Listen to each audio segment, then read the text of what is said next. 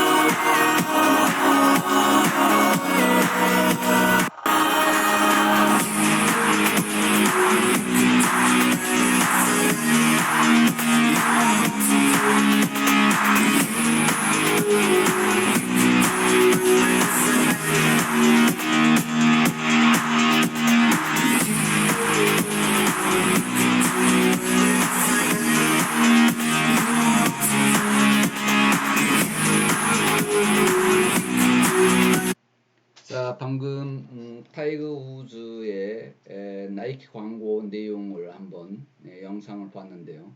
타이거 우즈는 나이키가 그냥 캐주얼성 신발을 생산해서 한 것에서 계속 브랜드의 상품을 확장을 해서 패션, 의류부터 시작해서 모자, 의류, 신발, 그리고 골프 볼에 이르기까지 역대 스타 골프의 환제라는 타이거 우즈를 통해서 매력성 있게 브랜드를 전달합니다. 그래서 전달 주체의 매력성, 이게 그리고 수신인과의 적합성까지를 연결시켜서 나이키를 선호하는 소비자를 만들기 위한 내용의 노력을 우리가 볼 수 있었습니다. 이번에 뭐 가까운 애입니다만은 최근 뉴스를 보면 타이거 우즈가 우리나라 현대자동차 제네시스 SUV를 타고 가다가 사고가 났는데 거의 낭떠러지로 떨어지다시피 했는데 죽지 않고 살았다는, 타박 사고만 있고 살았다는 그런 내용이기 때문에 우리나라 제네시스가 전 세계적으로 안전한 차로 자연스럽게 홍보가 되기도 했는데요. 그 차는 현대자동차에서 타이거 우즈에게, 스타인 타이거 우즈에게 무료 제공을 했던 차였답니다. 그렇게 해서 자연스럽게 또 홍보가 되기도 했는데요.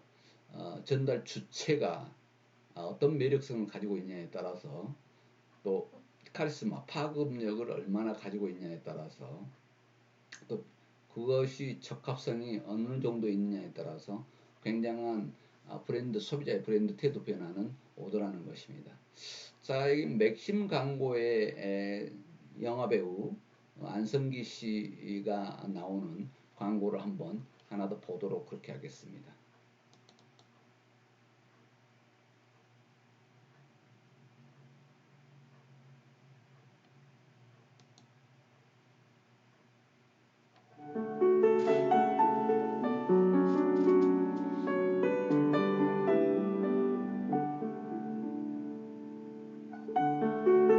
커피는 감각의 끝에서 자란다.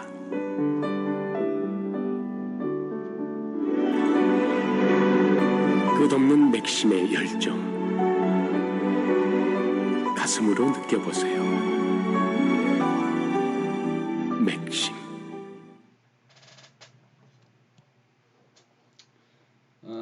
영화배우 안성기 씨는 또 영화배우로서 스타죠. 그리고 조금 무게감이 있는, 또 격이 있는 그런 냄새가 나는 그런 영화 배우라고 볼 수 있는데요. 그 맥심 커피를 선전해서 그 분위기 있는 모습과 이런 내용들이 소비자로 하여금 선택하게 하는데 중요한 영향을 줄 수 있는 그런 내용으로 본다고 생각한다고 하면 되겠습니다. 그래서 줄곧 맥심 광고는 안성기 씨가 상당히 장기간 이렇게 광고했던 내용을 볼 수 있습니다. 기업은 소비자 변화를 시키기 위해서 광고 모델의 조건을 이렇게 크게 분류를 해보고 있는데요. 기업은 여기에 어떻게 적합하게, 그리고 매력성을 부여할 것인가, 신뢰성을 부여할 것인가 부분에서 고민하면서 소비자 태도의 변화를 요구하고 있는 것입니다. 자, 이렇게 메시지의 원천 조건 중에 광고 모델도 그렇게 아주 브랜드에 대한 태도 변화에 크게 영향을 준다고 하기 때문에 대다수 기업은 자기 제품이나 서비스에 부합하는 그런 광고 모델을 구하기 위해서 노력하기도 합니다. 또 기업은 소비자 태도 변화를 위해서 스폰서십을 하고 있는데요. 이 내용은 뭐냐면 기업이 현금이나 물품 또는 노하우나 이런 조직적인 서비스를 제공하는 것을 이야기합니다. 그래서 스포츠 쪽에 스폰서를 한다는 것이죠. 뭔가 지원을 해서 한데, 삼성이 첼시를 후원했던 이런 것도 하나의 목적 달성을 위해서 하는 것입니다. 그래서 특정한 이벤트나 운동선수, 팀, 연맹, 협회, 스포츠 행사를 이렇게 지원하면서 마케팅, 커뮤니케이션의 여러 가지 목표를 이렇게 달성하기 위해서 기획하고 조직하고 실행하고 통제하는 모든 활동을 우리가 스폰서십이다 이렇게 보면 되겠습니다. 그래서 스폰서십을 통해서 태도 변화를 일으키는데 기업은 어떤 메시지를 전달하고 그리고 매체를 통해서 스폰서십을 발휘하고 그 다음에 소비자를 대상으로 해서 소비자 변화를 요구하고 그런 응답을 받기 위해서 노력한다는 것입니다. 이건 어떤 인지도를 제고하고 브랜드 인지도를 이야기한 것입니다. 브랜드를 사람들이 인지하게 하는 인지도를 제고하고 제품 정보 제공을 하기도 하고 또 소비자 설득에 세 가지 목적이 있다 이렇게 보면 되겠습니다. 프로야구 할 때 기아 선수, 기아 구단 광고를 위해서 뭐 기아 자동차를 구장 안으로 들어와서 타고 들어와서 이렇게 나간다든가 뭐 이런 것도 굉장히 스포츠 스폰서십에 해당이 되는 뭐 그런 것들이다 이렇게 보면 되겠습니다. 그래서 스포츠 구단이라든가 어떤 팀, 연맹, 협회, 스포츠 행사 이렇게 지원돼서 기업의 투자가 소비자의 태도 변화로 올 수 있게끔 하는 역할들, 일들이다 이렇게 보면 되겠습니다. 자, 태도 변화를 위한 광고 소구 내용인데요. 어떻게 어필할 것이냐 하는 부분입니다. 소비자의 주의를 끌기 위해서 제품이나 서비스를 소비자의 느낌에 영향을 미치기 위해서 접근하는 것들인데요. 어떻게 하면 소비자의 마음을 움직일 것인가, 그리고 어떻게 하면 소비자의 욕구를 충족시킬 것인가, 그리고 어떻게 하면 소비자의 관심을 불러일으킬 것인가, 이런 것들이 광고 소구의 아주 중요한 내용이다 하는 내용입니다. 광고를 하는데 뭘 어필할 것이냐 하는데 소비자 마음을 움직일 수 있어야 된다는 것이죠.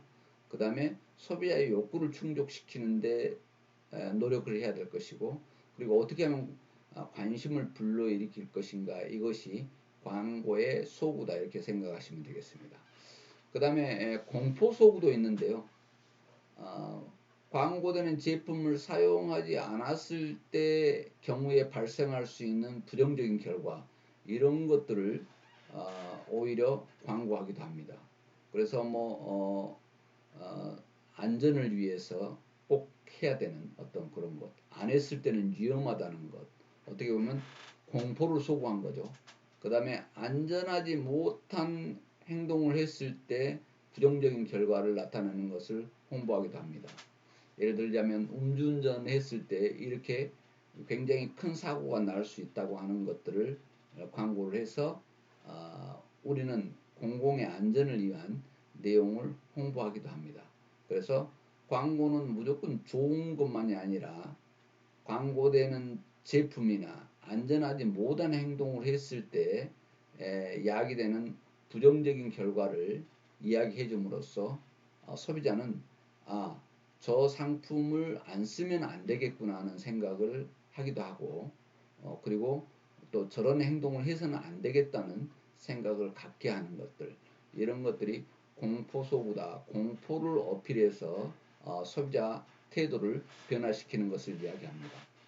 대다수 보면 사용하지 않았을 때 문제되는 것들은 보통 안전에 관련된 내용입니다. 그래서 이런 내용이 진행이 안 됐을 때 위험할 수 있다고 하는 것이 공포소구다 이렇게 생각하면 되겠습니다. 유머소구도 있는데요. 조금 유머를 어필한 겁니다. 그래서 조금 우스꽝스럽거나 해학적인 요소를 삽입해서 독자의 유머 감각에 호소하는 접근 방법인데요. 광고주가 유머에 대한 시도가 있는 것, 그리고 소비자는 유머러스하다고 인지한 광고들이겠죠. 뭐 꼭 여러 예가 있습니다만은 한 가지 예를 또 영상을 보면서 여러분들과 사례를 살펴보도록 그렇게 하겠습니다.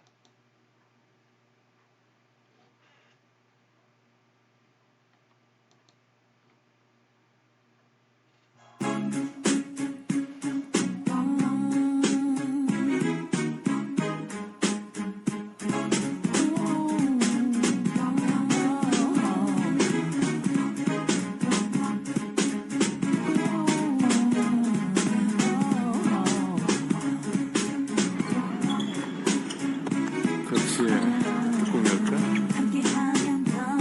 Want to go. It's delicious. 벽지에 뚜껑 열까? Want to go. It's delicious. 자, 방금 왕뚜껑 컵라면 광고를 봤죠. 여러분들은 뭐 우스꽝스럽고 해학적이라고 생각을 하셨습니까?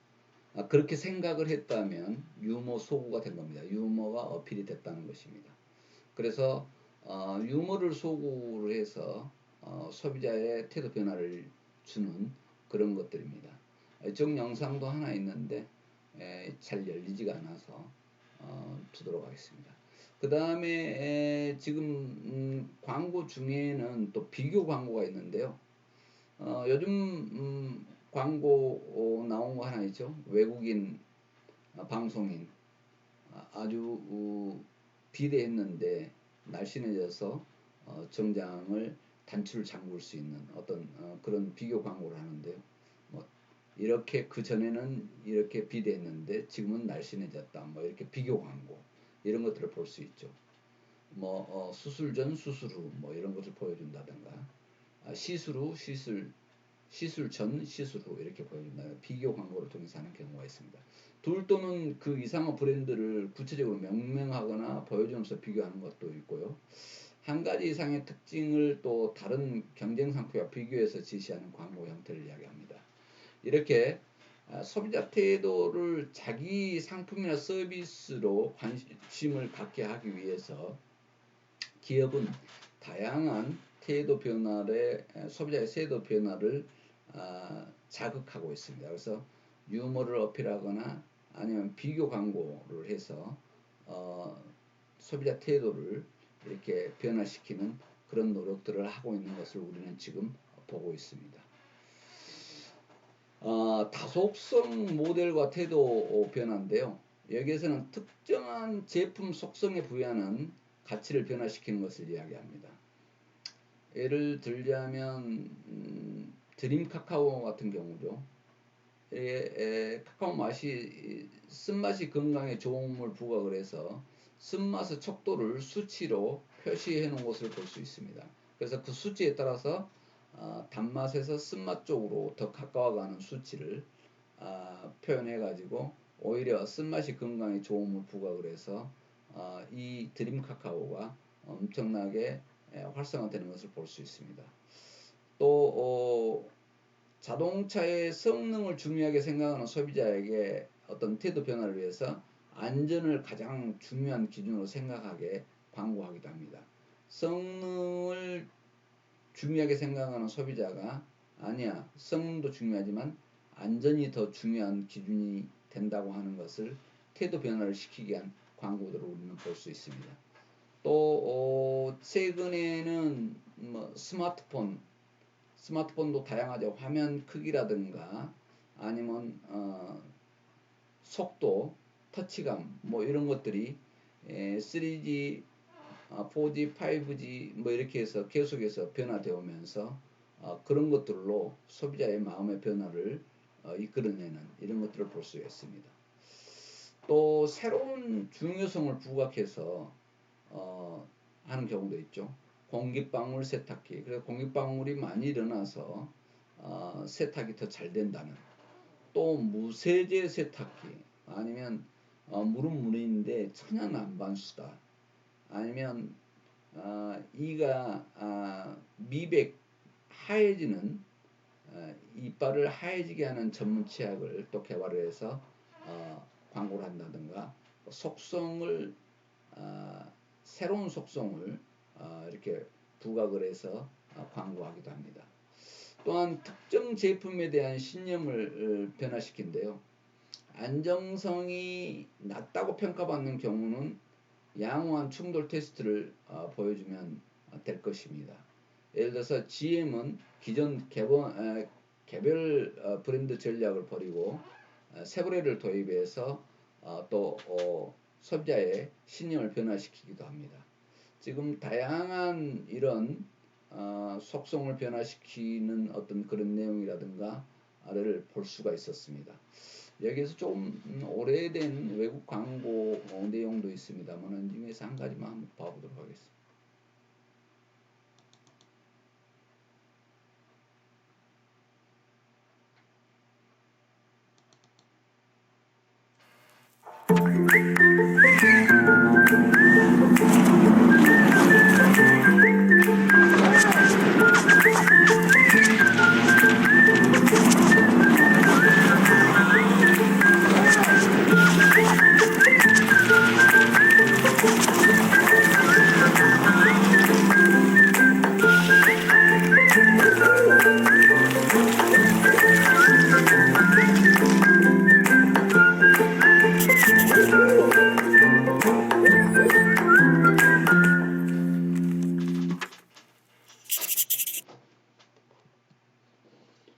자,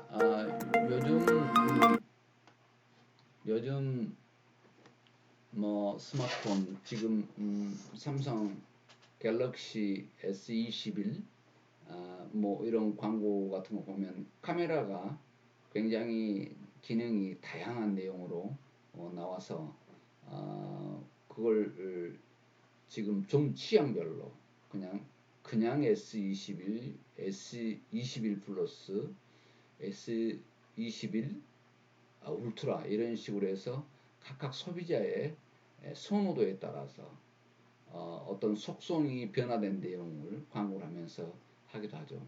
이렇게 소비자가 특정 제품 속성에 가지고 있는 것을 변화를 시켜서 자기 제품을 더 가깝게 권장을 하는 이런 다속성 모델과 태도 변화를 우리는 볼 수 있었습니다. 균형 이론과 태도 변화인데요. 인피니티는 여러분이 더 잘 알죠. 대한민국 6인조 보이 그룹이었죠. 이게 여기에서 펩시 콜라를 이렇게 광고를 하면서 소비자들의 심리적 내부에 존재하는 인지적 요소가 부자 상태가 변화와 압력으로 이렇게 가는 그런 내용을 볼 수가 있습니다. 그래서 균형 이론에 대한 내용을 여기서 살펴봤고요.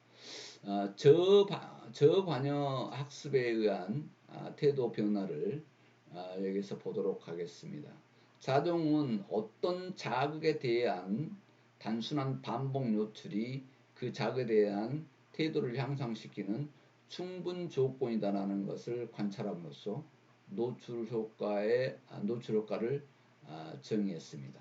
그래서 자극에 대한 태도를 향상시키는 충분 조건이 된다. 반복 노출이. 그래서 단순 노출이 효과를 나타내는 것은 친숙성이 원인일 수 있고 다른 해석으로 저관여 학습이 일어났기 때문이다. 이런 내용인데요.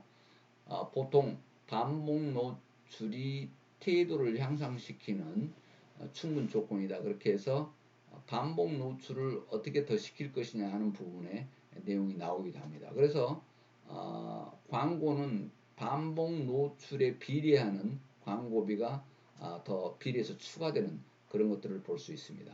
자, 여기에서 호감도와 노출 빈도 횟수를 봤더니 노출 빈도 수가 높으면 높을수록 이렇게 호감도가 올라가는 것을 볼 수 있었다 하는 내용입니다.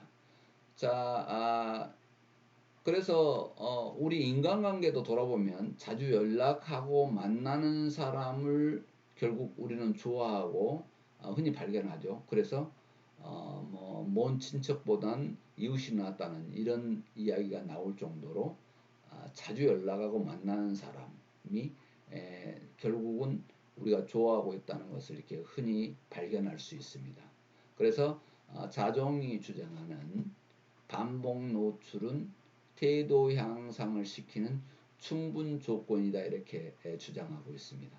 이렇게 태도 변화는 다양하게 이루어지고 있는데요.